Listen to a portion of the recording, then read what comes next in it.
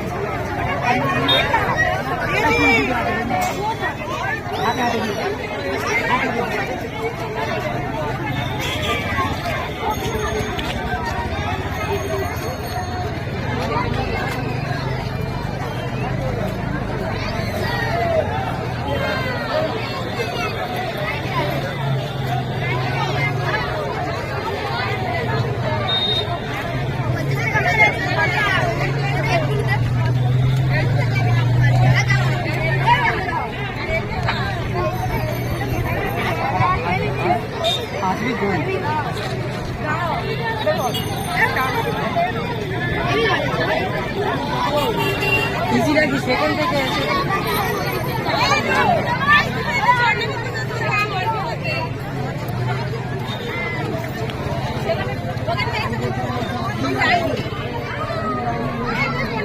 ছেলেটা করে গেল, এইটাই মনে হয়।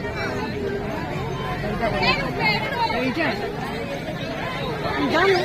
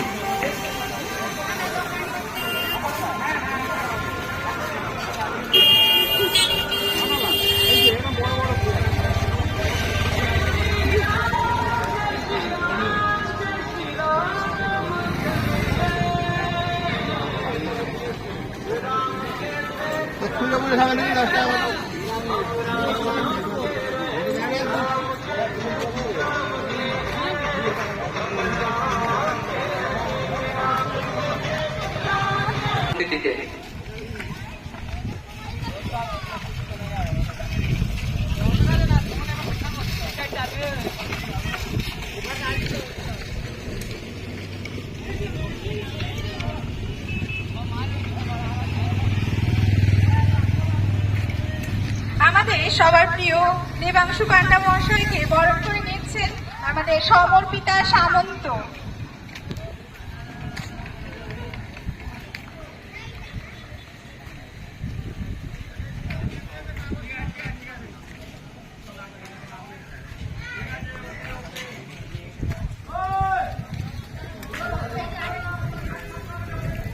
চন্দনের ফোঁটা পুষ্পাঢ্য দিয়ে আমাদের প্রিয় দাদা এবং আমাদের সম্মানীয় বিধায়ক মাননীয় দেবাংশু বাবুকে আমরা বরণ করে নিচ্ছি। আরে কিছু করবো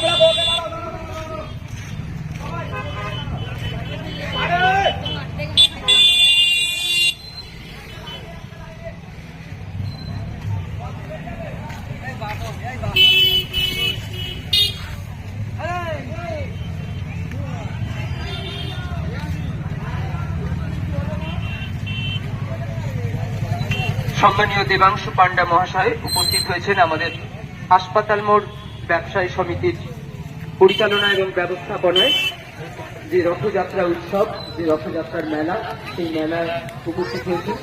তাকে আমরা আন্তরিকভাবে বরণ করে নিলাম এবং মাননীয় দাদাকে অনুরোধ করব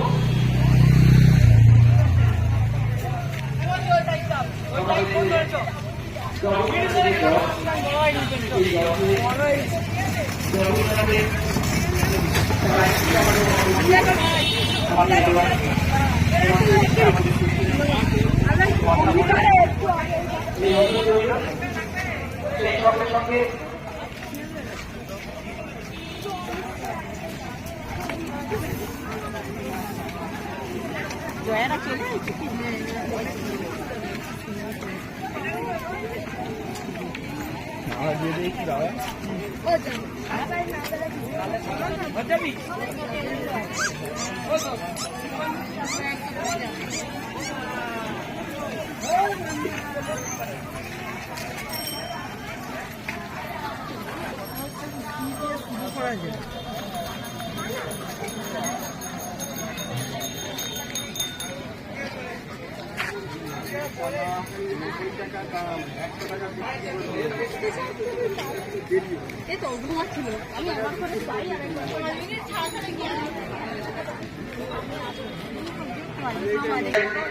এরপরেও আমাদের বিভিন্ন শুভানুযায়ী এবং রামকৃষ্ণ মিশনের মহারাজ এবং খর্দার আইসি উপস্থিত হবেন। সেই সঙ্গে জানাচ্ছি দীর্ঘ 40-42 বছর আগে ভারত ষষ্ঠীচরণ চন্দ্র মহাশয় এই মঠ তৈরি করেছিলেন। তখন আর্থিক অনড়ন এবং ভারতবর্ষের ইকোনমিক দুর্যোগটা কয়েকটা শুধু মাসের টুকরো দিয়ে এবং কাঠ দিয়ে ছোট্ট একটি রথ তৈরি করেছিলেন এবং এই লোকালিটি বা ব্যস্ততার জন্য সেই রথ খুব অল্প দিনের মধ্যে জনপ্রিয় হয়ে গিয়েছিল। এখন বর্তমানে এই আমাদের রথ আমার তো মনে হয় দক্ষিণ 24 পরগনার সবচেয়ে সেরা রথ এবং সর্ববৃহৎ রথ। শুধু ষষ্ঠীচরণ দাস নয়, সেই মেলাকে এগিয়ে নিয়ে গিয়েছিলেন প্রয়াত বাবলু কুমার সাধু বলরামপুর নিবাসী এবং কমল নস্কর মহাশয় প্রয়াত ভাদুরা এবং ধনঞ্জয় গায়েন হরিদাসপুর গ্রাম ভাদুরা শ্যামল সামন্ত এবং রমণীরঞ্জন সামন্ত প্রভৃতি অনেক সুবর্ণচারী ব্যক্তিগণ এই দলকে একটি বৃহৎ এবং সর্ববৃহৎ জেলা রথে পরিণত করেছিলেন। তারা আজ আমাদের মধ্যে নেই। এটাই নিয়ম, পৃথিবীতে পুরনোরা আসবে, তারা অনেক কিছু সৃষ্টি করে যাবে, একদিন আমাদের ছেড়ে তারা চলে যাবে। আবার নতুন কমিটি, নতুন অনেক নবীন ভিন্ন ধর্মের একটা লোককে দিয়ে তাকে দিয়ে পুজোর ফিরে কাটাতে হচ্ছে।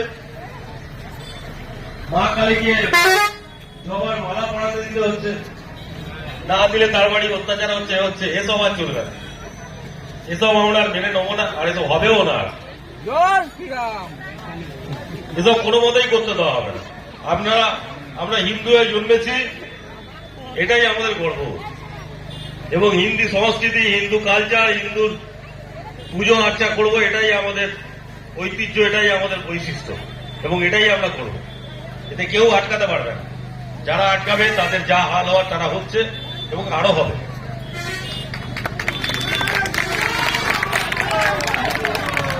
আপনারা জানেন আমি যে দলের বিধায়ক, সেই দল 208টা আসন যে পেয়ে পশ্চিমবঙ্গে সরকার গঠন করেছে, এবং সেই সরকার গঠন করার পরে আমাদের সম্মানীয় মুখ্যমন্ত্রী হয়েছেন শুভেন্দু অধিকারী মহাশয়, এবং তিনি এই রথযাত্রাকে নিয়ে বিভিন্ন রকম পরিকল্পনা করেছেন। আমরা পরের বছর সরকারি যে অনুদান রয়েছে সেই অনুদান নিয়ে আমরা আরো বড়ভাবে এই রথযাত্রাটাকে করব। এবারে কিন্তু আমরা সেরকম ভাবে নাম করে রেডি করতে আমরা পারিনি, এই শর্ট সময়ের মধ্যে, এটা খুব অল্প সময়ের মধ্যে আমরা সেটা করতে পারিনি। এরপর আমরা করব। এরপর আসছে আমাদের বাঙালির সর্বশ্রেষ্ঠ পূজা দুর্গা উৎসব আসছে, আমরা বড় আকারে করব। আমাদের কোনোভাবেই আমাদের জন্য হিন্দু সংস্কৃতি, হিন্দু কালচার, হিন্দু ঐতিহ্য, পূজা আর্চা কোনোভাবেই যেন বন্ধ না হয়, এবং তাতে যে যে ব্যাঘাত করবে তার উপর যে ব্যাঘাত করা সেটা আমাদের করতে হবে। এটা কোনোভাবেই মেনে নেওয়া যাবে না। যে যা ধর্ম পালন করুক ঠিকঠাক আছে, যে কারো অন্য ধর্মের এসে বাধা আপত্তি করলে তাকে ছেড়ে কথা